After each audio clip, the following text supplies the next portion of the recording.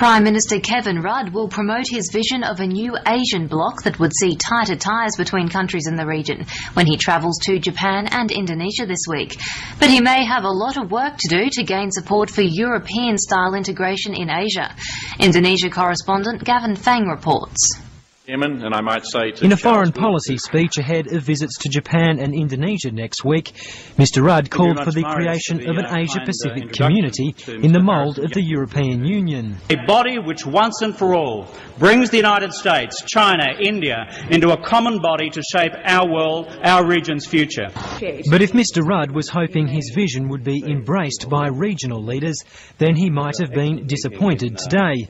China's foreign ministry expressed interest but not overwhelming support for the Australian leader's proposal. Indonesia's government was also keen to see more details of the Rudd plan, but the chairman of the Parliamentary Foreign Affairs Committee said another regional forum wasn't needed. I think it is not necessary now, particularly when you jump in with this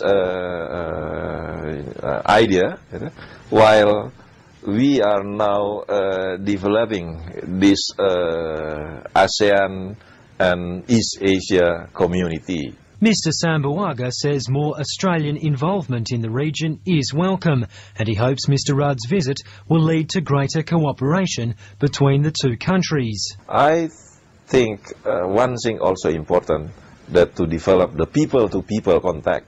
Trade, the fight against terrorism and cooperation in times of natural disaster are expected to be high on the agenda for next week's meeting between Mr Rudd and the Indonesian President.